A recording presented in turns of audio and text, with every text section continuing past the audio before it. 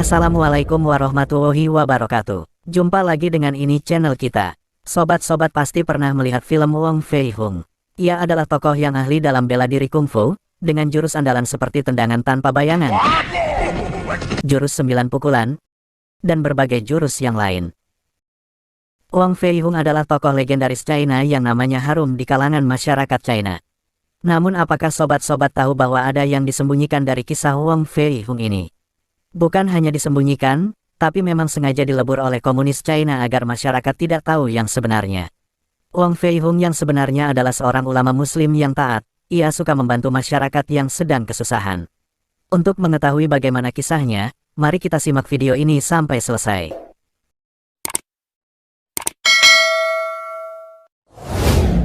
Hanya berselang 20 tahun setelah Nabi Muhammad SAW wafat, umat Islam tiba di Uighur, tepatnya di Xinjiang, perbatasan Cina. Jaraknya kurang lebih 3.000 km dari Mekah, Arab Saudi. Kaisar China bernama Tang menawarkan perdamaian, dengan diterimanya utusan sahabat Rasulullah SAW di pusat kerajaan China. Sahabat tersebut bernama Sa'ad bin Abi Waqqas radhiyallahu anhu. Uighur bergabung ke dalam Daulah Islamiyah di masa kekhalifahan Utsman bin Affan radhiyallahu anhu. Dari Uighur inilah teknologi kertas berpindah dari China ke negeri-negeri Muslim, sehingga dimulailah penyusunan mushaf Quran Utsmani. Selama lebih 1400 tahun atau 14 abad, Uighur tetap menjadi negeri Muslim. Walaupun pernah menguasai Mongol pada abad ke-13 Masehi. Bahkan di era imperialis Eropa menjajah Cina, para jagoan bela diri kungfu Uighur Xinjiang ikut terlibat dalam perlawanan mengusir penjajah Eropa. Salah satunya dalam tragedi The Boxer, di mana banyak jagoan kungfu Uighur menghabisi tentara gabungan Inggris Eropa di kota-kota China tahun 1900-an.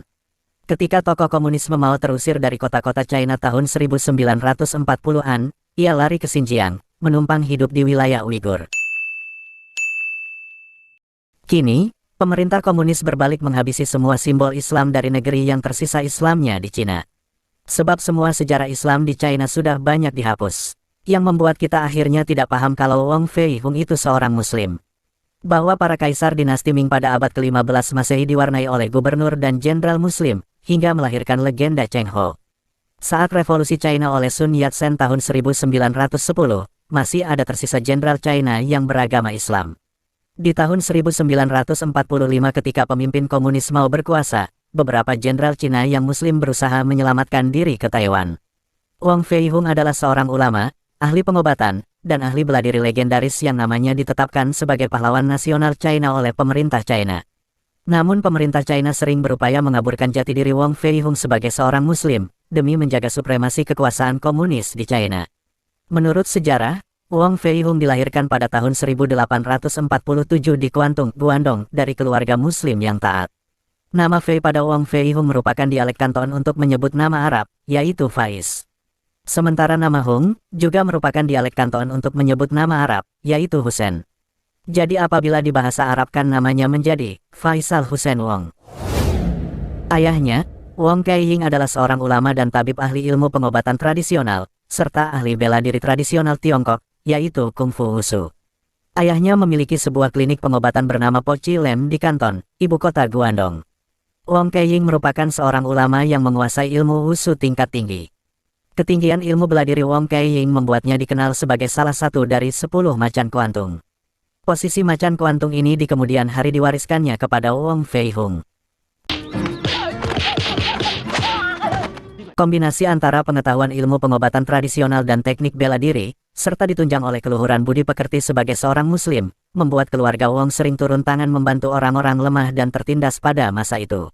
Dengan dasar sejarah itulah akhirnya masyarakat Kuantung sangat menghormati dan mengidolakan keluarga Wong. Pasien klinik keluarga Wong yang meminta bantuan pengobatan umumnya berasal dari kalangan miskin yang tidak mampu membayar biaya pengobatan. Walau begitu, keluarga Wong tetap membantu setiap pasien yang datang dengan sungguh-sungguh.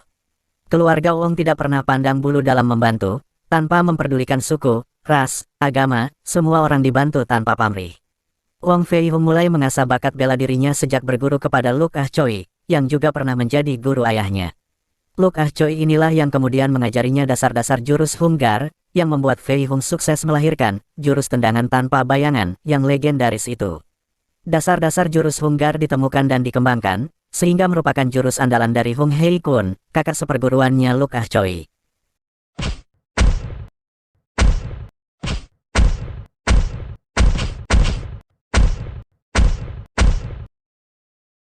Setelah berguru kepada Luke Ah Choi, kemudian Wong Fei Hung berguru kepada ayahnya sendiri.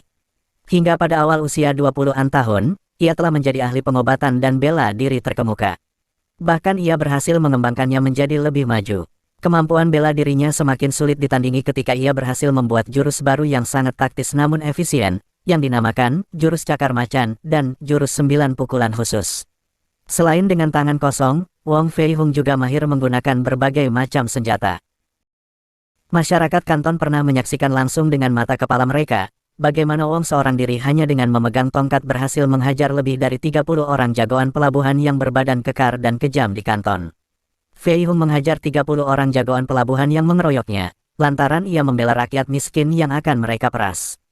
Dalam kehidupan keluarga, Allah Subhanahu wa Ta'ala banyak mengujinya dengan berbagai cobaan.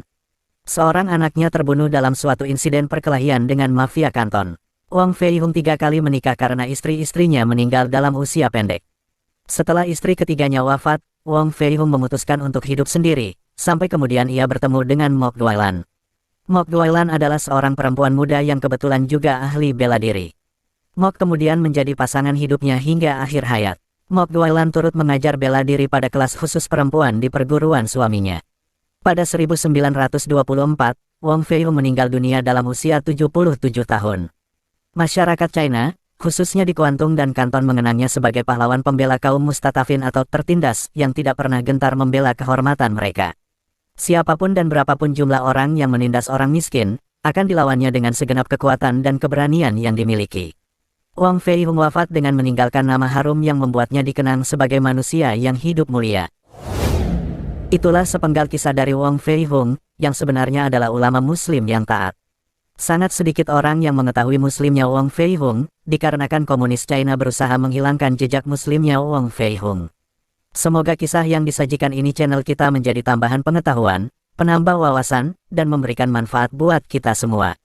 Sampai jumpa di kisah-kisah berikutnya. Wassalamualaikum warahmatullahi wabarakatuh.